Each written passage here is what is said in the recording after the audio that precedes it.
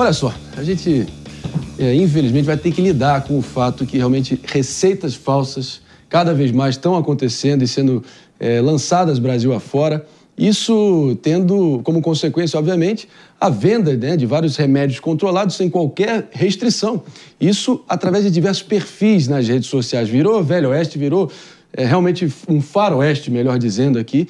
E onde é que entra realmente a saúde das pessoas em curso aqui, que é o nosso bem mais precioso. David, qual é o tamanho desse buraco aqui? Contextualiza pra gente, por favor. Pois é, a polícia está investigando diversos perfis que anunciavam a venda de receitas falsas, receitas essas para antidepressivos, remédios tarja preta, ao custo de R$30. Só que esse custo pode ser muito maior para a saúde, porque 20 mil mortes por ano são registradas, segundo o levantamento, e até mesmo 86% das pessoas, dos brasileiros, se automedicam. Ou seja, realmente é muito preocupante o que está havendo e principalmente essas receitas que são vendidas na internet sem qualquer tipo de orientação médica.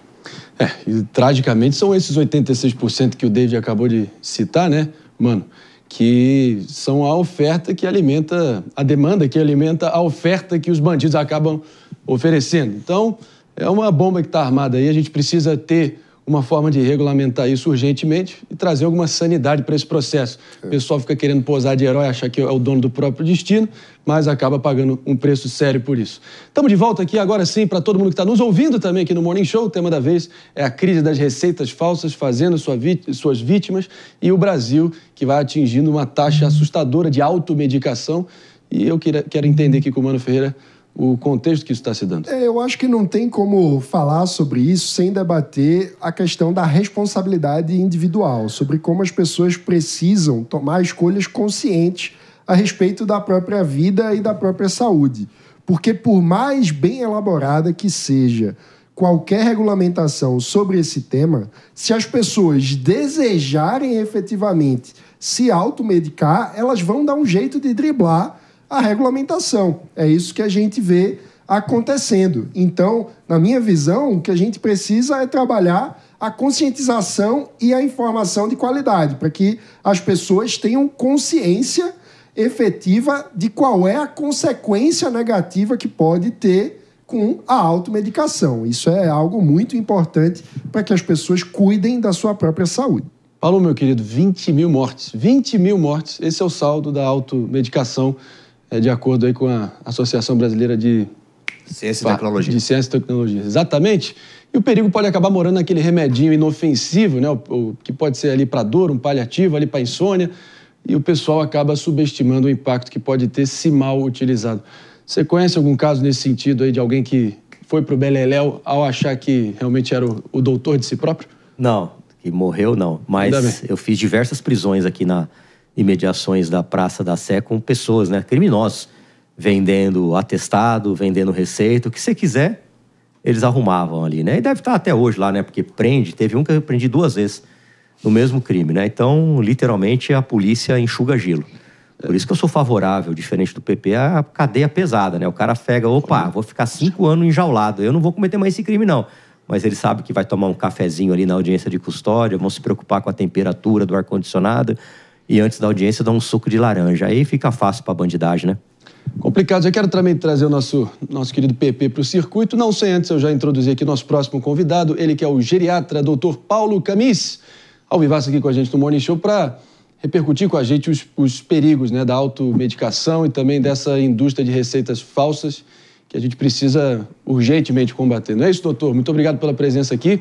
Já vou acionando o nosso Felipe Monteiro para te fazer a primeira pergunta. Tá bom, estou à disposição. Bom dia, doutor. Obrigado pela presença para discutir esse tema de muita importância, tendo em vista a quantidade de mortes de pessoas por uso de medicamentos sem receita. Eu queria entender de você qual que acho que o grande foco dessas pessoas que buscam realmente emagrecer, né, buscar remédio para emagrecimento, ou então o tal Vivance, né, que ajuda a concentração, né? Esse mundo moderno exige atenção e concentração contínua, né? Então as pessoas buscam esses medicamentos que precisam de receitas para poder comprar e poder se automedicar. Eu queria saber de você qual que é o dano da automedicação e como é que você acha que tem que ser a regulação de modo a impedir a automedicação das pessoas? Perfeito. Então, vamos lá. Os riscos da automedicação eles vão ser proporcionais à fragilidade da pessoa que ingere e também ao tipo de remédio que ele está ingerindo, né? Então, você deu 2 exemplos aí de remédios, primeiro para emagrecer, né? E você tem uma vasta rede de opções aí de remédios para emagrecer, tá? O Venvance, que é usado inclusive para transtornos de transtornos de concentração, ele até diminui o apetite, tá? Então, só que você não consegue comprar sem receita. Os remédios para emagrecer, boa parte deles você consegue comprar sem receita. Esses injetáveis, né, que estão na moda. E a gente usa, e quando bem indicado, ótimo, muito bom, né? Quando mal indicado, a pessoa pode sofrer as consequências. Então, quais são as mais comuns? Esses aí para inibir o apetite. Náuseas e vômitos.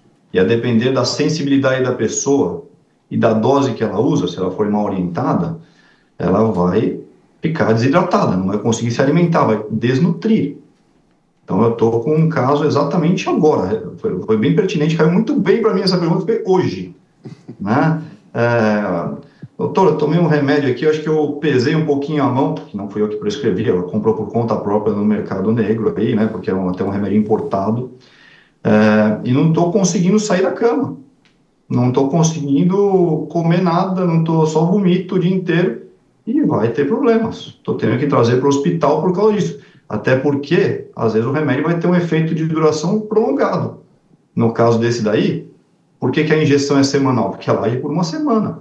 A pessoa vai ter efeito colateral por uma semana, porque pesou a mão inadvertidamente e não deveria nem ter usado, né? No caso desse que o senhor citou, né, que é o Venvance, veja, todos os remédios aqui, não estou falando mal, quando bem indicados são excelentes, até por isso que eles foram desenvolvidos.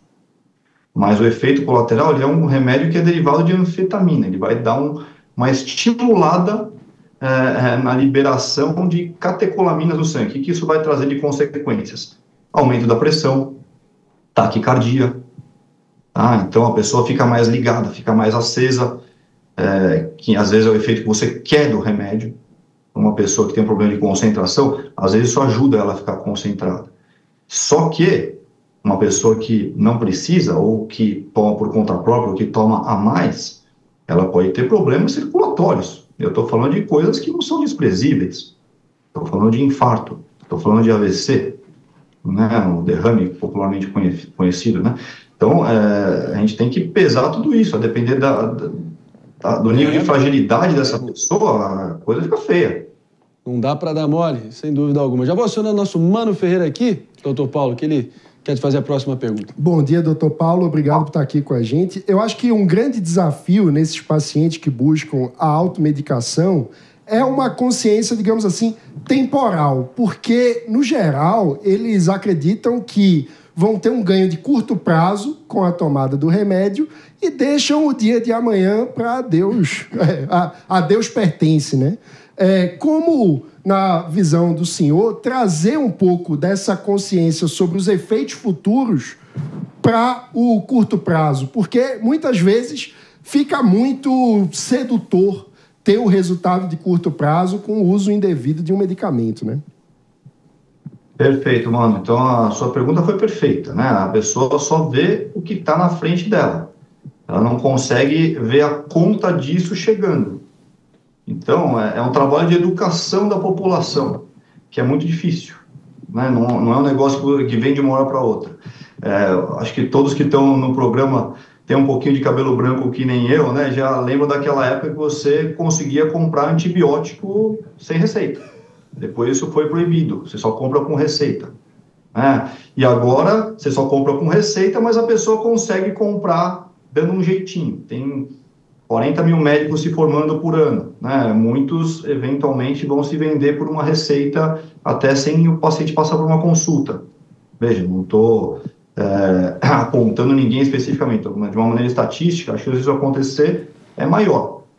Agora, só para citar um remédio que eu não posso deixar de falar, que todo mundo compra sem receita, e para mim o potencial de estrago é muito maior do que o de um antibiótico, que você só compra com receita, oficialmente pelo menos, né? Que são os anti-inflamatórios não hormonais. que a pessoa usa para dor. E melhora a dor, principalmente as dores do aparelho locomotor, claro que melhora, senão ninguém usaria. Só que a conta pode chegar até no curto prazo, muitas vezes, né? E provavelmente, estou falando de uma maneira estatística, tá? Vocês que estão aí na mesa já usaram anti-inflamatórios. Eu já usei. Opa! Então, exato, não estou querendo apontar o dedo para ninguém, mas é super acessível.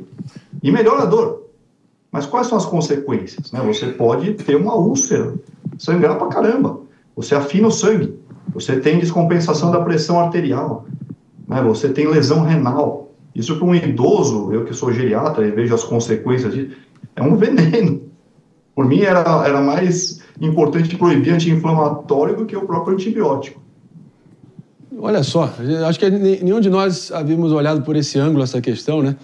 Mas agora, doutor, antes da gente se despedir, só para comentar aqui com você mencionou estatísticas também, a gente trouxe o dado aqui que 86% dos brasileiros, que é uma taxa assim estratosférica, me surpreendeu, já se automedicam. A gente quer fazer aqui, sentir o pulso da nossa audiência aqui do Morning Show, para ver se está em linha aí com essa tendência aí nacional em termos da automedicação. Inclusive, é a pergunta que a gente lançou hoje no nosso site, acessando www.jovempan.com.br. Lá a gente quer ouvir a opinião de vocês. Se você do outro lado, seja da TV ou do rádio, costuma se automedicar. Sim ou não? Muito simples.